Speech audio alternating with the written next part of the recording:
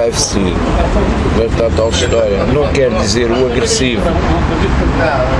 É muito diferente. Tu podes estar enraivecido interiormente, não é por isso que te vais, porque estás em rebelião em relação a certas injustiças, ou tu pensas que está mal. Isso indigna-te a sério, não é o indignez-vous com o prefácio do Mário Soares, não, é o indigna-te mesmo a sério. E então, bom, há muitas opções possíveis. O Enragé é de facto o tipo, também é uma figura como companhão de ruta, bom, são figuras simbólicas. Um Enragé tipo, que significa também, há quase um desejo romântico de querer sempre mais e de procurar um maior absoluto, ser idealista de uma certa maneira, sem cair na naivete, no simplismo. Portanto, é um estado também de inquietação e de perturbação. Mas vem de raios.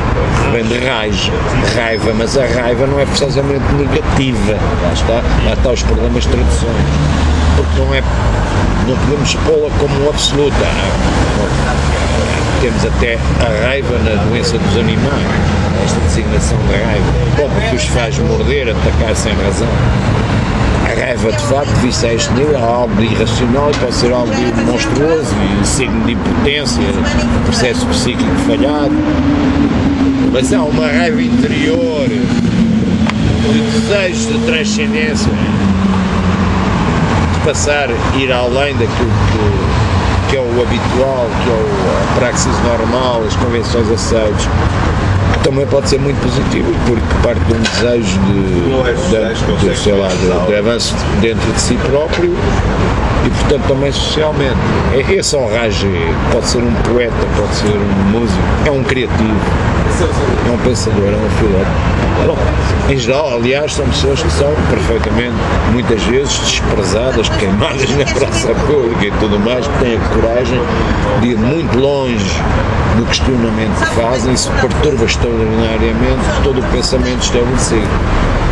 E isso é que temos aí então, de facto, loucos entre aspas, visionários, poetas, artistas, raras vezes homens de política, isso provavelmente tem que ver com o indivíduo que está um bocado atento ao sistema e que não se deixa submeter, não se deixa, digamos. Pois, mas esse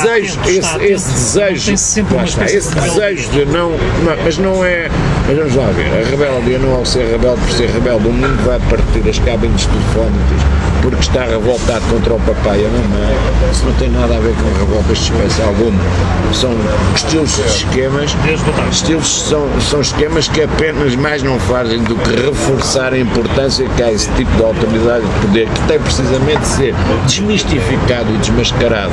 E então aí começa uma outra história que não passa pelas mesmas linhas, que passa toda a construção desse poder. E aí é muito difícil, porque aí pronto, depois há os choques de interpretação que existem, até que ponto é que isto é de facto um acto, até que ponto é que, por exemplo, a rebeldia não é recuperada hoje em dia como fator de vendemos, até vemos publicidade, seja rebelde, compre o frigorífico do António e tal, é muito ecológico, quer dizer, andamos a brincar, ok, estes jogos de palavras, todas essas palavras que a certa altura podiam ter determinados significados, e é por isso que eu tenho muito cuidado quando se empregam as palavras, e acho que se deve ter quando se quer pensar no tipo de discurso que se faz e que não se desata a falar como toda esta gente, como bezerros e idiotas que falam, deitam cá para fora as cassetes sem saberem que não são eles que estão a falar, mas as cassetes estão na cabeça deles. Quer dizer, que se tu pensas um bocado, refletes um bocado no sentido daquilo que estás a dizer, nas consequências que isso poderá ter, claro, podes optar até por não falar, que às vezes ainda é melhor. Mas se falar, há que ter um certo cuidado. E há de ter um certo cuidado com a maneira como estás a empregar as coisas, há termos abstratos, conceptualizações, conceitos, ideias com as quais se joga as frases, e que é preciso que a maior parte das pessoas estão completamente inconscientes, por exemplo, ao falar com outra pessoa, que pode estar a ter conceitos completamente diferentes sobre essas palavras que tu estás a dizer, essas palavras terríveis que mudam, que nos são, no entanto, indispensáveis para pensar, mas que depois se tornam absolutos lugares comuns, clichês, quando empregos pelos idiotas, com os prints todinhos na cabeça, com as palavras como liberdade, realidade, objetividade. Estão a falar do quê? Não têm a menor ideia daquilo que estão a falar. E, portanto, é preciso ter muito cuidado, porque, quer dizer, quando estou face a indivíduos destes, tento perceber como é que aquilo poderá funcionar, esses conceitos na cabecinha deles. Se é que alguma coisa funciona na cabeça deles, porque a cabeça deles limita-se a ser a cópia daquilo que lhes meteram na cabeça. É muito complicado estar a lidar com gente assim, porque não têm a menor ideia daquilo que estão a falar. Podem até estar a dizer coisas muito corretas dentro da área deles, mas quer dizer, é um outro universo. Estamos aonde? O que é isto? Ainda andamos nisto, quer dizer, de facto eu estou aqui, isso não sai no exame, eu só estudo para aquilo que vem para a nota. Quer dizer, chegou-se a este nível de abandalhamento mental, de facilitismo, como diz. O arrangé é uma espécie rara, é uma espécie rara, o arrangé. Esse arrangé. O arrangé, não, de maneira alguma. Porque então agora vamos no sentido lato. Como é um arrangé, eu estava a falar agora com posicionamento mental, espiritual, de progressão pessoal. Agora, há um arrangé social que não está diferenciado disso, mas que está cada vez mais presente, porque são as pessoas a serem completamente espoliadas da sua possibilidade de decidirem por si próprias, completamente joguetes e marionetes de um esquema que lhes escapa totalmente, está a ver, que joga sobre a especulação financeira e não sobre as pessoas como seres humanos, que são vistas apenas como objetos estatísticos, mas para manipular. Estamos nesse horror atualmente, que é uma das fases do apocalipse. As pessoas esquecem-se que o apocalipse não é o fim do mundo, isso é outra idiotice ao nível dos presépios e dos meninos Jesus. Apocalipse no grego e tudo significa revelação. Exatamente. Revelação, quer dizer, chega uma altura que as coisas apodrecem de tal maneira que há uma retransformação e a coisa continua, não há fim. Essa ideia do fim é um esquema católico, há um fim, depois vamos para o céu, Deus, o fim do mundo, vão ser queimados, vão ser castigados, vão ser punidos, o menino portou-se mal. Os franceses ingleses têm, os ingleses têm a noite das cores e os franceses têm o père fouettard. Vem de fouet, dá porrada antes do Pai Natal, tu tens de confessar as merdas todas e levas no père fouettard. E vem o papai e diz: o menino não come já a cereja e o bolo se não leva com o père fouettard. O horror, as criancinhas desde o princípio, aterrorizadas por monstros paranoicos dos papás, vivem num universo povoado de fantasmas absolutistas, gargantuescos. Quer dizer, estamos no culto do horror imbecil. Estamos em plena paranoia mental. É isto que constrói muito no fundamento de determinadas culturas. Tudo o resto depois vem deste pavor monumental primordial, pavor quase a matriz feminina e pavor do mundo e da sexualidade. E aí constroem todo um esquema com uma lógica às vezes completamente fundamentada e articulada e tudo, mas que não passa de um delírio de impotência e de medo e de angústia existencial monumental. Chama já o líder para a gente resolver o problema todo. Lá vem o Dom Sebastião. E os indignados no meio disto? Os indignados, isso é a versão engraçada da história. Os indignados montam umas tendas, fazem uns porreiros discursos, até gosto muito de jogar. Quer dizer, pensar que se vai.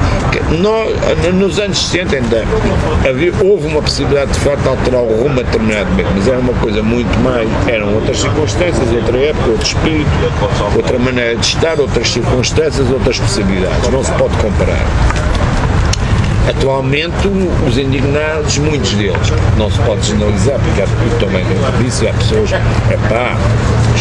extraordinariamente inteligentes, cultas, põem as questões que se têm que pôr e tudo, mas quer dizer, está tal história, enquanto nós andamos a fazer folclore disto, o sistema até gosta muito, e havia uns polícias para a gente acampar, e se calhar até a certa altura vamos ter um chimpanzé a fazer o tráfico na rua para dizer quando é que podes passar. Pronto, e está tudo enquadrado, vêm as televisões, as pessoas em casa comem pipocas e dizem: ai, que engraçado, lá está a minha filha no Occupy. Todo este circo, isto é mais uma Zizek diversão. também teve lá. O Zizek teve lá, pois claro, eu gosto. Epá, bom, eu aí não quero ser pejorativo com o Zizek, Mas eu não estou a e como teve lá, aliás, Eu não estou a criticar. tiveram lá outra gente do caraças, foram lá todos, e não digo que não tenha sido importante e tudo, e não quero gozar, nem fazer mais um clichê sobre isso.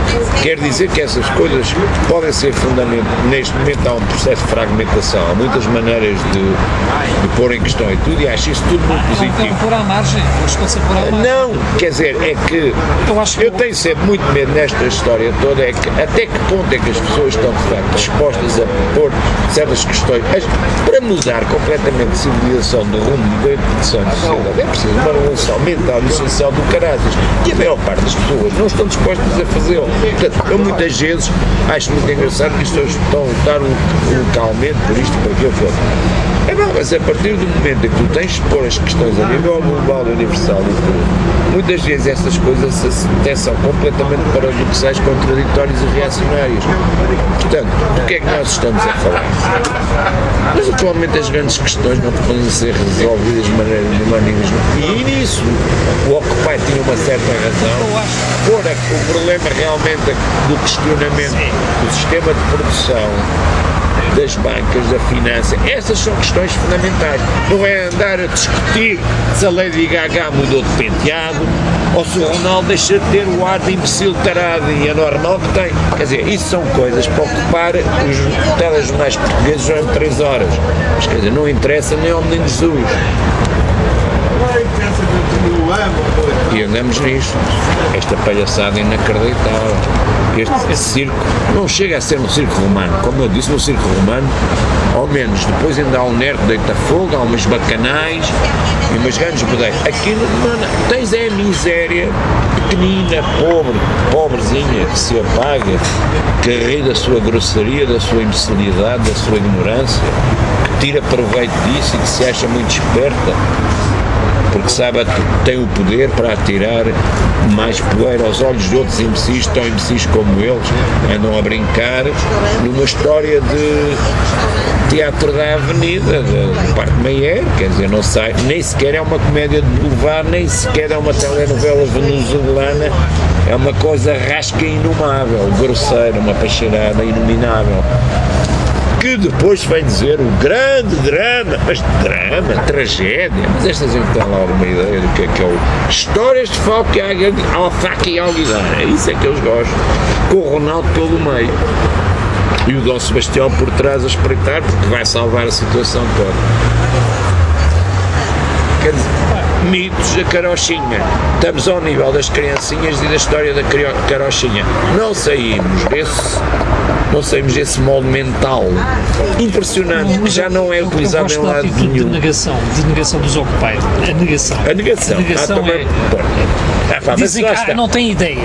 É a negação, é uma negação. Muito bem que tu tenhas falado disso, porque parte de um desejo legítimo, dizer, não há ideia, parte de uma ideia, estar farto, de cansaço em relação às coisas. Então, a ideia original, a riposta, a ideia de ter uma riposta para já é sempre positivo. Nunca estar contente com aquilo que está estabelecido, essa não é só uma atitude de malucos ou de profissionais ou de dois, é a atitude de toda a gente que pensa. Depois, no encaminhamento, pode chegar a perceber que havia coisas que pensava que estavam erradas e que afinal estão certas, mas bom, a questão inicial é como a filosofia, é a questão do espanto e da interrogação. Aí é que a mente começa a pensar por si e tenta pensar por si próprio. Esta gente não pensa porque não sabe pensar por si própria. Pensa aquilo que os outros lhes ensinaram a pensar. Já não há espaço. Espantoso. Não é só questão de não haver espaço. Não há espaço para esses gajos. Não houve. Esses gajos notaram isso. Isso foi um processo durante séculos e séculos. Que o levou às vezes e tudo o processo na Europa desde a Idade Média foi esse, todo esse trajeto, e que é um trajeto perfeitamente democrata e humanista, de deixar as pessoas pensarem por si próprias, fazer erros e aprender. E não tentar encaixotá-las dentro do esquema pré-definido. Isso foi o grande trabalho, começou com os gregos, teve uma grande consonância, aliás há toda uma história entre a França e a Alemanha atualmente, a Alemanha e a Grécia atualmente, é uma coisa muito curiosa, mas isso é uma longa conversa, porque há afinidades e divergências, é uma história de amor-ódio tremendo, isso tem a ver também com a história política, cultural e tudo, mas bom, toda essa ideia que eu já falei nas outras entrevistas de emancipação do ser e tudo, isto não é uma coisa emancipar-se, vir de fora e ter a oportunidade de ser privilegiado, é ter a capacidade de si próprio de roubar e de querer roubar, ter a capacidade de perceber todos os esquemas que nos atam demasiado e que nos condicionam demasiado e tentar ir contra isso. E isso é sempre saudável. Pode, depois no processo, isso depois depende do desenvolvimento psíquico interior de cada um, pode degenerar em muita coisa, em ódio estúpido, cego, em exageros e absolutos, mas inicialmente é sempre positivo. Portanto, o movimento Occupy, como os movimentos alternativos, tu tens quando há aquelas hiperconferências, a última inacreditável no Rio, depois da Dinamarca e do Egito sobre o clima, quando é que te vão vender estufas? Mas aqui o desconto é muito ecológico, nós damos menos 2,5% e estamos a ajudar o país. Andamos a brincar ao quê? Compre verde. Leve lá as criancinhas para salvar as borboletas e fez a sua boa ação dominical a favor da proteção do mundo. Histórias da carochinha vendidas entre duas publicidades. Entretanto, eu vendo verde à brava. António, tens aí um verde porreiro nas tintas Robialac ou outras?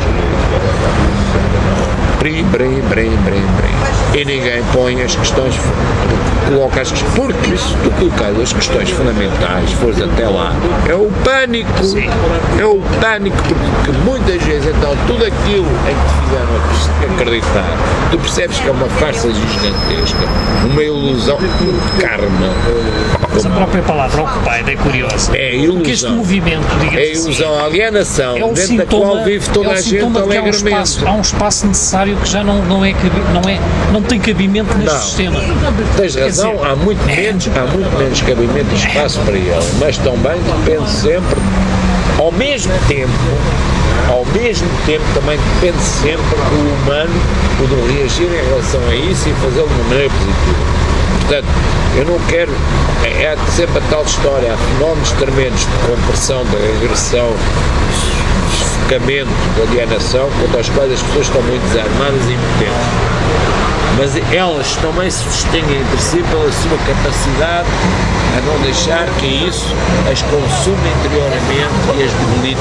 Também depende, em grande parte, de fatores que não têm só a ver com o clima, a sociedade, embora isso tenha muita importância, o meio em que vivermos. Também há qualquer coisa de estruturalmente dentro da pessoa, uma força interior que é capaz de assumir ou não esse poder de questionamento que ou quer assumir ou não. O que eu vejo é uma data de cobardes não querem assumir nada disso, se morram de medos desde que a mamãe diz o menino não pode estrelar o ovo porque não sabe como fazer e continua a lavar as pequinhas do menino e o ovo estrelado. E depois dá-te assim uns Joões Maria Alvas, assim uns fenómenos grotescos de macacos primatas que andam por aí a dizer que são os grandes Dom Juanes e os Casanovas. É o delírio total. Pois é, o Pai Natal. O Pai Natal na Disneylândia.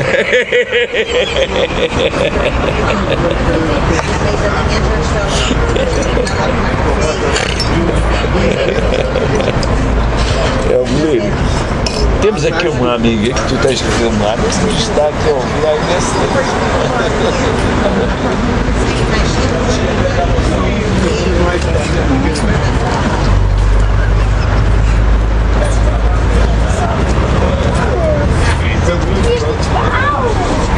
É apanhar a coisa.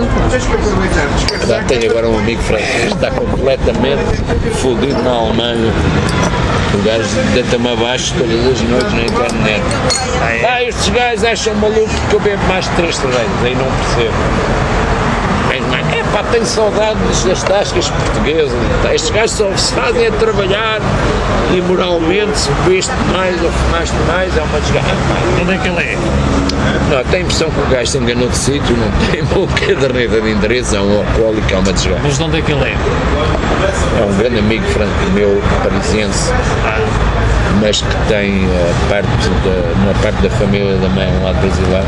Mas enfim, é um francês, mas que se apaixonou muito por Portugal, teve aqui tudo com uma miúda portuguesa com quem. Isto é uma história. É um gajo que eu gosto muito porque é um músico, é um gajo que fez uma data de coisas, pai, lá está a tal história, foi explorado, aldrabado, enganado, desconsiderado. Pronto, assina muitos gajos como eu, que têm grandes pedaladas para coisas artísticas, eu digo, passam o tempo a ser fodidos por toda a gente, não é nenhum masoquismo, nem armar-se em vítima, é mesmo assim, isto é o clima geral aqui. A bater os marcianos, estamos no filme do Roger Corman, versão Parque Meyer. Roger Corman, versão Parque Meyer, deve ser fodido. Quem é que tu prevês como metteur en scène? O outro que fez a maldita cocaína, como é que ele se chama?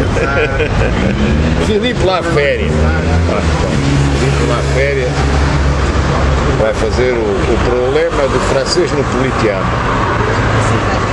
Drama em 7 atos, vendido por todas as revistas de moda e de atualidade. Grande tiragem oficial, 1 milhão de entradas, êxito de bilheteira, venha à televisão, grande sucesso no Politeama. Espantoso. Eu desligo completamente, isto para mim é assim muitas vezes isto uma pequena paróquia de um asilo de loucos. Tudo patologias mentais, as mais loucas. Só pode dar uma coisa kafkiana, pirandelesca, gogol, estás a ver, faz-me pensar nisso.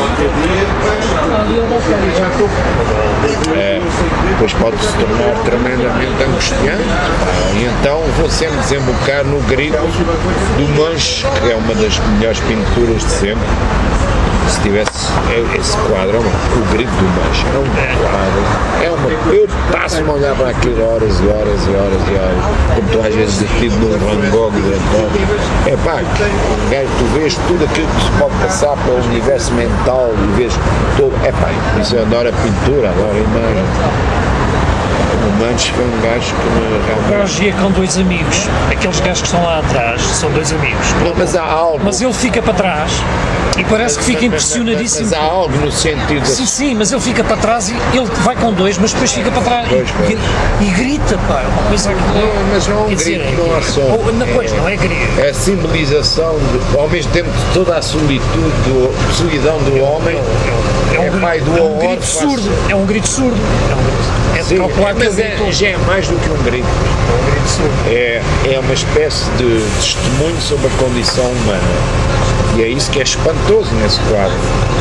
Agora, não há dúvida que alguns também, e eu nisso gosto muito, na parte nórdica, muitas vezes estou a pensar no Bergman, estou a pensar no Dostoiévski, nos grandes místicos russos, há esse sentido, estás a ver, por vezes, tremendamente lúcido da solidão do homem face ao seu destino, a si próprio, à natureza, que assume realmente extensões e divagações, mesmo quando tu estudas as grandes lendas que estão na origem das coisas nórdicas, estás a ver, muito antes dos vikings, muito antes do Kalevala e toda a mitologia nórdica, tens histórias, e é isso interessante também nessa viagem que podes fazer através dos mitos, porque vais encontrar noutros mitos como tanto, estou a pensar no livro mexicano, esqueço-me agora o nome, sobre a origem do mundo, a história mítica que eles têm. E também ao livro dos mortos tibetanos na viagem de se faz, de facto é interessante de ver a esse nível das culturas, das mitologias, como esses sistemas funcionam. Isto é quase fazer um bocado de antropologia há lá Levi-Strauss, mas eu adoro o Levi-Strauss, por isso foi um gajo que teve a capacidade de interpretar de uma outra maneira, fazer outras interrogações e tentar pôr-se no lugar dos outros. Depois tens gajos que vão muito mais longe, que tomam eles próprios até as substâncias psicodélicas iniciáticas, como começou com os russos, com a família Watson nos anos 30, pá, sobre os cogumelos na América do Sul, até ao Jérôme Narmi, que nunca foi traduzido em português. Enfim, não interessa, porque isso, de facto, esta gente está a galáxias, ter uma menor idade para eles, é sempre uma história. Índios e cowboys, quando eu era puto, tinha 6 anos e tal, e ver aquelas cowboyadas incríveis, com aqueles clichês inacreditáveis sobre o cowboy, o macho humano e a besta selvagem índia. Temos esta imagem vinculada por Hollywood, mas Hollywood também fazia outras coisas, mas isto era o que esta gente consumia. Calha bem numa história, de novo numa história telenovela Bons e Maus. Neste caso são os brancos os porreiros e são os índios os mauzões. Agora vende-se a mesma fórmula disfarçada de mil e uma maneiras, mas é sempre o bom e o mau. Descansem lá, há aqui uma moral final. Ganham sempre os bons. Ou quando ganham os maus, é um anti-herói recuperado com mitologia de anti-herói. Toca a vender, neste momento é o que dá. Cigarro feito com uma mão, cigarro feito com uma só mão. Não está mal. Lá voltamos ao Parque Meyer, afinal de contas. Isto tudo é o gigantesco Parque Meyer.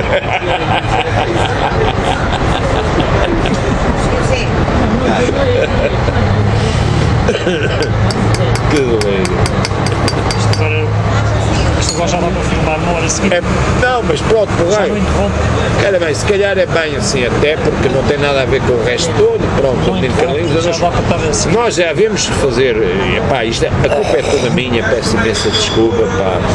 Eu tenho 1001 projetos na cabeça, é o meu defeito, parto em todos os sentidos e depois não faço as coisas, mas também tenho esse lado porreiro que quando me levanto voo, olha, vou por todos os lados e também digo, estou contigo, falo à vontade e estou a falar sem, não estou preocupado no momento em dar imagens de mim mesmo ou fazer um discurso hiper académico, porque também o posso fazer,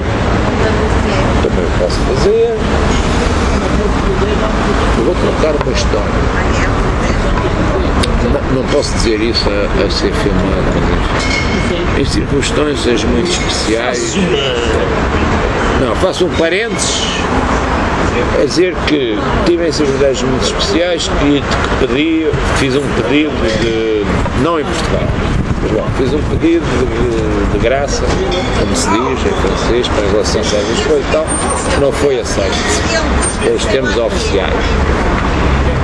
E depois conheci um tipo marroquino que estava na prisão para coitadinho e tal, ele tinha um problema que ele ser expulso, que tinha putos, e tudo, mas não sabia fazer o seu pedido, porque não tinha conhecimentos em francês, não sabia construir uma narrativa. E então veio-me pedir a mim, um intelectual, não é que fala francês bem à brava, não pode escrever uma carta e tal.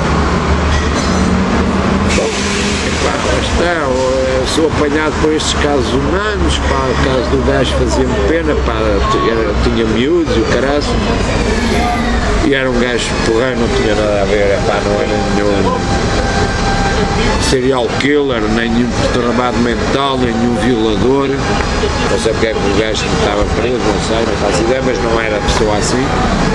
Interessei-me pelo caso do gajo, e então tive, para poder construir uma narrativa, tive de pedir ao tipo que contasse um bocado a história da vida dele para eu poder romancear. Não é que construiu a história toda e o gajo tem de facto a graça que eu não tive. Isto é fodido. Induto. Pronto, um induto. Eu fiz um induto para mim mesmo, para a minha história, não funcionou. E depois fiz um pedido de induto para o gajo e funcionou. Então não é? É engraçadíssimo. O gajo deve ter tido a felicidade da vida dele. Pronto, não consegui para mim, tanto pior para mim. Pronto, aconteceu assim, seu mauzão. I'm a bad boy. bem, mas para o gajo resultou, tanto melhor, lá está, aí tu fazes algo de concreto por alguém, blá blá blá blá blá blá, sou pela República e pelos direitos dos cidadãos, o que é que os gajos da puta da vida deles todos fizeram realmente de concreto? E depois ainda cantam do alto do poleiro a falar de liberdade, dignidade. Eu ponho já no campo pequeno, já, meninos, hoje vamos brincar ao tiro aos passos.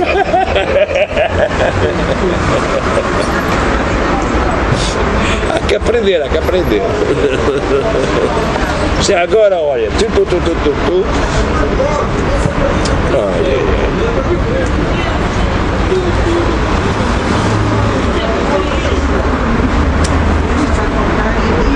Não vais publicar esta parte, vou ser condenado por terrorista por todas as instâncias oficiais e não oficiais. Fica inédito. Não, eles dizem, este é só paleiro, não passa do nível teórico, é melhor que pensem que é isso.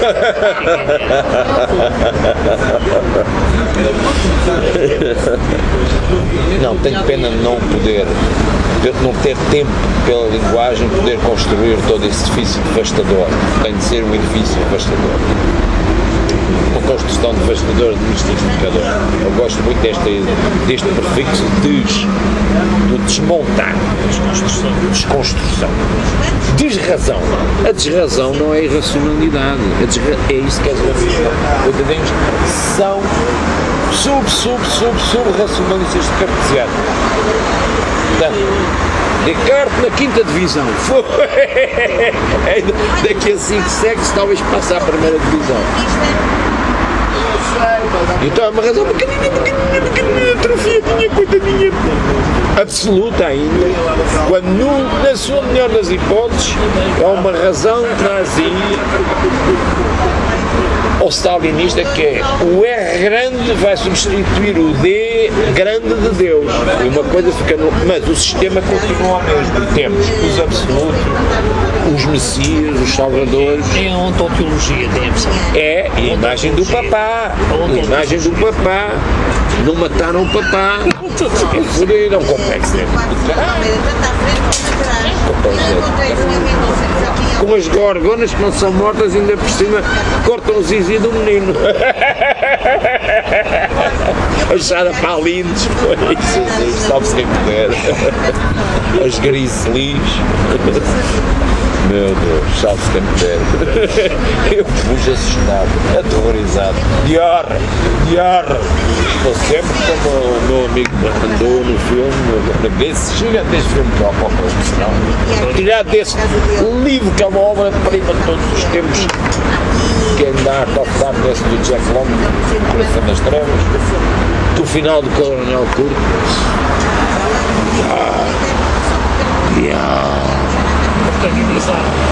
Protagonizado pelo Marlon Brando. O Marlon Brando também, eu gosto muito do Marlon Brando. Até houve uma altura da minha vida em que tive nas feições 7 anos em que tinha paciências com ele. Ainda há muita gente que anda a brincar, a pensar que às vezes quer me na imagem do não sei o quê. Quer dizer, deixando desses vinhos de criancinhas. Oh baby, I'm James Dean.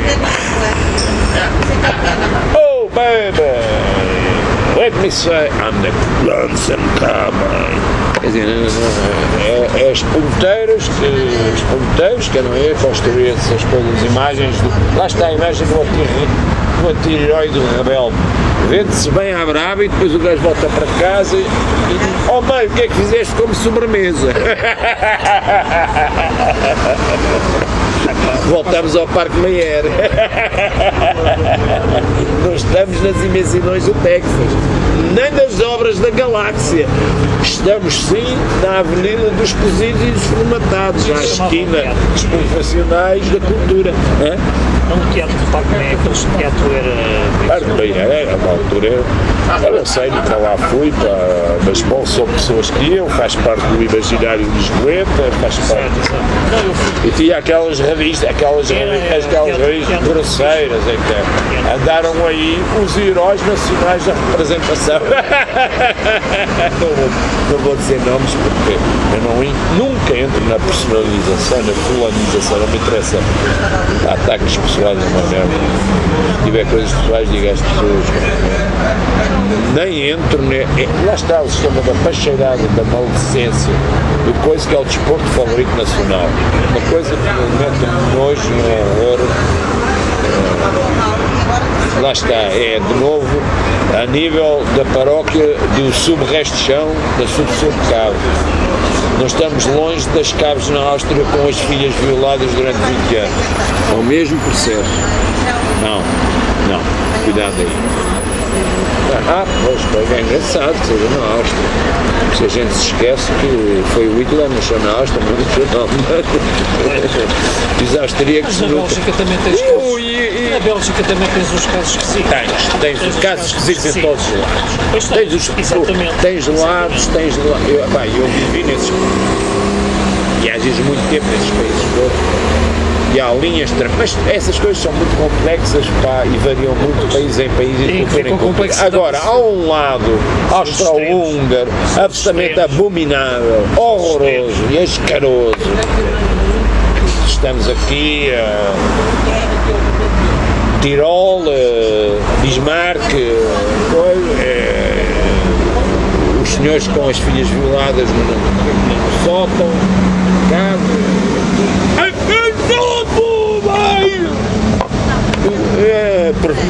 performatividade da besta humana, a ideia de superioridade de raça. Temos aí também os tarados a pior espécie. Tivemos aí o Império Austro-Húngaro, que era de piorio, que deu toda aquela família absolutamente inacreditável, que teve depois ramificações nos reis da Europa, entre outras coisas em Portugal. Uma família de tarados, ascicísios, tudo tarados a pior espécie. Salvou-se, no meio daquilo tudo tens acho que é o Rodolfo II, que é um louco gajo, que tripou com as óperas do Wagner, construiu castelos de Baró. Claro, no meio disso, depois quando tens que são gênios do caralho. O gajo que ia construir cenários fabulosos para as óperas do Wagner, o Delírio, esse estava completamente nudo.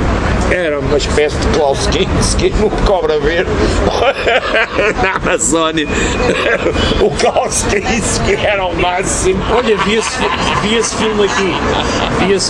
Mas isso é genial. Vi esse filme aqui no outro. Como é que se chama? Bom, mas eu adoro, em francês é... esquece-me agora, La Colère des Dieux. La Colère des Dieux.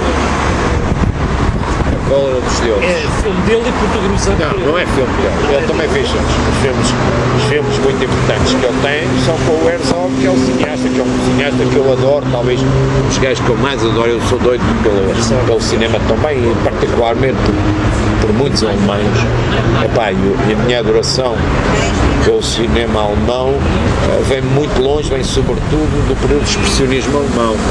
Eu durante 2 meses estive a ver no Museu de Cinema em Bruxelas, via 3 filmes por noite, durante 2 meses via 3 filmes por dia de expressionismo alemão, emprestado pela Cinemateca de Berlim, de Munique, etc.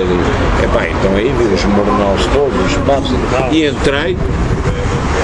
E os Fitzlang, há uns Fitzlang, todo aquele período que antecedeu a subida do Hitler e que tinha a ver com a psicanálise que tu tens. É matou, não é? É matou, foi fabuloso. Não, mas tu tens, eu já não quero falar da Metrópolis, do nosso Ferratura Vampir e todas as histórias dos malucos psiquiátricos, dos asilos e das loucuras, diz muito sobre a época, porque ao mesmo tempo um período em que há a busca na psicanálise, na arte, em todas as histórias dos doutores Mabuse, dos doutores Caligaris, dos mergulhos tremendos no inconsciente, que é muitíssimo bem expresso nessa altura também pelo contraste entre o preto e o branco, como eles fizeram isso com as sombras e luzes de todas as escolas. É uma coisa impressionante. Aquelas ruas. Pessoal, estás a falar de um filme, eu estou a falar de dezenas deles. Sim. Muita gente não viu, não é? Estou toda a filmografia, só do Fritz Lang antes de ele ter ido para os Estados Unidos. Eu estou a falar do período de cinema mudo. Sim. Eu estou a falar de tipos que também têm outras abordagens, como o Pabst, a Aurora, tudo são filmes fundamentais. Bom, tudo isso trabalha o meu inconsciente e faz parte do meu imaginário. Eu estava a falar sobre isto, já estava a falar sobre isto, já me perdi no cinema. E daquele gajo que fez os cenários de vaca. E tu tens depois um fenómeno tremendo na filmografia alemã, que é depois da Segunda Guerra. Os alemães sentem-se tão trabalhados, culpabilizados pela história do nazismo. É preciso perceber que aquela gente sofreu tremendamente, também como expiação, como culpa, como questionamento daquilo que tinha sucedido. Ninguém, como uma grande parte dos alemães, levou tão longe também essa ideia de desconjurar esse monstro, de analisar, de deixar que isso possa acontecer, e portanto tens também um lado na Alemanha que é tremendamente esperto e vigilante, fabuloso. Os alemães, como os americanos, é sempre em grande. Gosto, vai muito longe, vai muito fundo, para o bem e para o mal. E durante uma geração, e então tens uma geração que depois começa com o Fassbinder, que é fabulosa, percebes? Que sai os Wim Wenders, os Herzogs, o Bernard Short, que é de novo um cinema que me mata, que me toca profundamente, eu tenho um amor por esse. Bom, porque também tenho muitas relações e ligações especiais à cultura alemã. Pronto. Eu sou um produto híbrido dessas coisas todas. E é um facto, isto agora não são considerações de ordem nacional, que a importância da cultura alemã como da cultura grega na Europa é fundamental. Então a nível de conceitos de filosofia, de arte e tudo, música não podes passar ao lado, nem penses nisso, quer dizer, é mesmo um dos pilares constituintes da Europa. E aquele filme não é só a nível económico. Aquele filme do Fassbinder sobre os Beiderman. Não fez filmes sobre o Badermanov, não fez. Passam-se coisas lá. Eu não vou falar sobre o Fassbinder porque tenho ligações muito especiais por causa da cocaína. O Fassbinder também era um tipo que tomava imensa coca, mas pronto. Não tínhamos nada a ver com as macacadas que fazia a gente, as pessoas na altura, era uma outra de marcos. Mas o gajo também dizia, se eu não fizer isto, mato-me ou ponho uma bomba ou sou terrorista, portanto é melhor que eu faça filmes. Talvez teremos aí uma situação freudiana de sublimar a violência através da arte. Mas se tu fores forte e levares esse teu questionamento da arte a sério, tu podes fazer uma obra tremenda, que foi o caso do Fassbinder. E a sua grande amiga, que eu adoro como pessoa, como atriz, que é a Ana Chigolá. Bom, está bem, Chigolá em francês, Chigolá. Há assim duas mulheres, assim, agora estamos a falar do cinema, que é de Gina Rollins, a mulher do Cassavetes, que tem aquela representação da noite estreia, que é uma coisa que deixa de patanas qualquer ser humano. Tipo alcoólica, não sei se viste no filme, espantoso, tem a noite de estreia na ópera, e ela está cada vez mais bêbada para poder assegurar o seu papel, e ao mesmo tempo ela é delirante, mas vai fazer gafes monumentais à altura da sua genialidade, e ela está consciente disso, e então é todo o jogo a fazer uma coisa, a representação da representação que é um papel difícil. Mas em que filme é isso? Noite de estreia. Noite de estreia. Cassavetes. Jorge Cassavetes.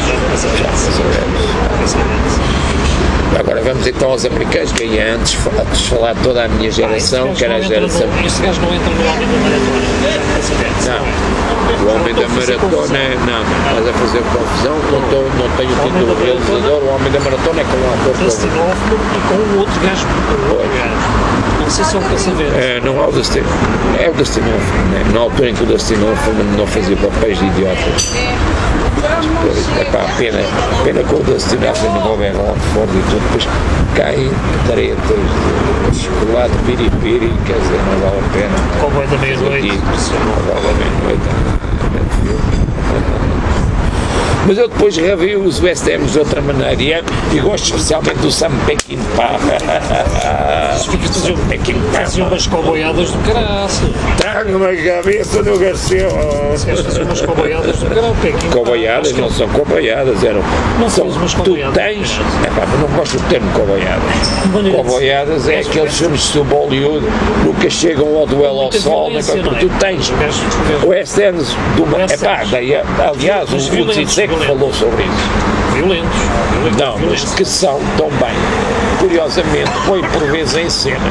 Vamos lá ver, o western, quando é vivido intensamente, que é genuíno, e tu tens coisas fundamentais, que são os problemas da violência, da morte, do amor, do poder, que por vezes, quando são muito bem encenados, aí está, tens uma tragédia grega, quase não tens ao corpo. Mas são coisas fundamentais. Os westerns colocam por vezes, que, aliás, como os livros policiais, quando são bons, vão muitas vezes a coisas que tocam profundamente toda a gente no seu questionamento. Olha, eu gosto muito dos western espaguetes do Sérgio Leone. Os três, quatro primeiros, pois é, porcaria. Embora eu tenha, embora ainda tenha gostado muito do Era Uma Vez na América. Com o Robert De Niro. Não, porque ainda por cima os tarados fundamentalistas, cristãos e todos protestantes e o Reich e o Esparta cortaram aqui uns 4 minutos em que o gajo dá aquela cena da violação. Quer dizer, vendem filmes pornográficos no Coisa da Esquina, mas não se pode ver os 4, em que nem sequer tem que ser uma representação. Esses 4 minutos estão cortadinhos aí pelos taradinhos, os ayatolás ocidentais.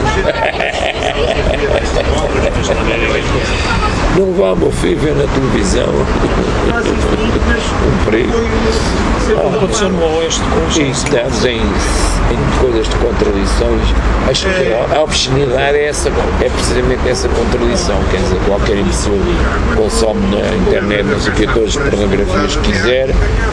Mas a fulana continua ali a ter as saias, tem coisa, é um escândalo, é uma vergonha, é uma obscenidade, é uma ofensa pública, tal como a figuração desta obra de arte, desta representação, e na Tunísia vão bater lá na exposição da senhora, e na França cortam porque há o gajo sul-americano que faz uma exposição sobre o Cristo.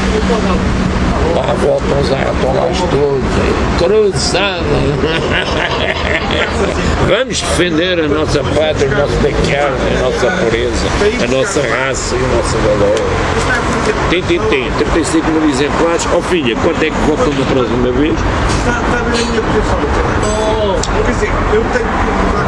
Levar com estes fantasmas todos que a gente julga por vezes muito enterrados, ultrapassados tudo. Não, desiludam-se. Toda essa hora, essa vaza escura e imunda está lá sempre nas prevas. As pessoas que não conseguiram limpá-lo dentro de si ou lidar com isso, a primeira oportunidade é essa de má situação de constrangimento, é essa porcaria que vem ao centro. Estar a ignorar isso é ser realmente muito nécio e muito parvinho acreditar em histórias da carochinha. Por isso é que eles andam sempre a contar histórias da carochinha. Não vai a gente ver aquele buraco imundo que está escondido na cava.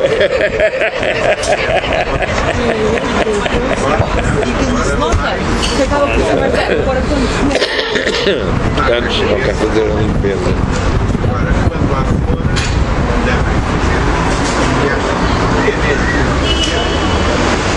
Esta gravação deve estar um primor.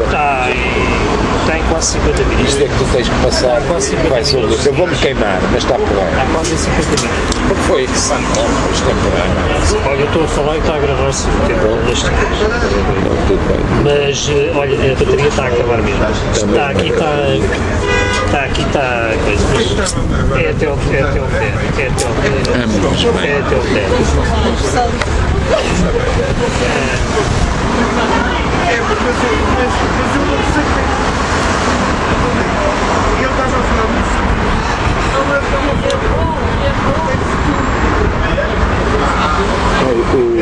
O Caçavetes tinha aqueles momentos inacreditáveis com aqueles primeiros dos ases vencedores.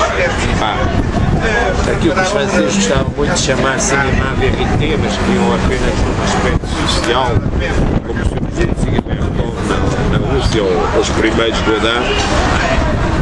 Caçavetes é que faz mesmo cinema à vérité, quer dizer, banha mesmo ali as pessoas sem mise-en-scène, a sua realidade nua e crua, as suas complexidades, os seus paradoxos, os seus sofismas.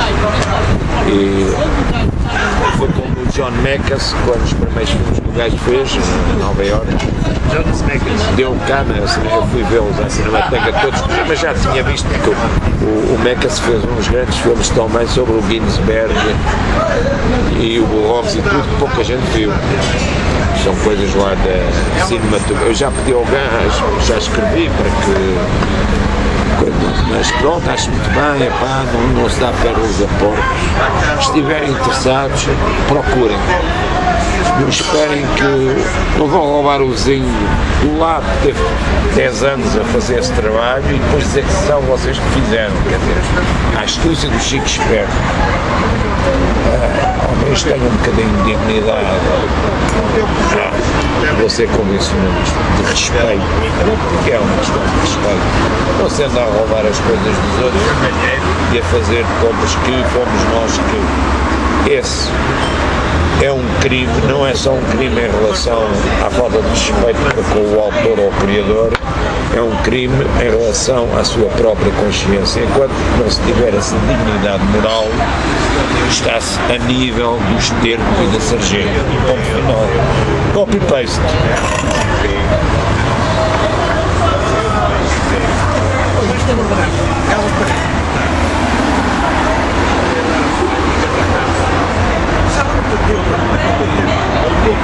Temos um número, se tivéssemos umas Olimpíadas ou um campeonato europeu do copy-paste, tenho a certeza que um português figurava entre os 10 primeiros.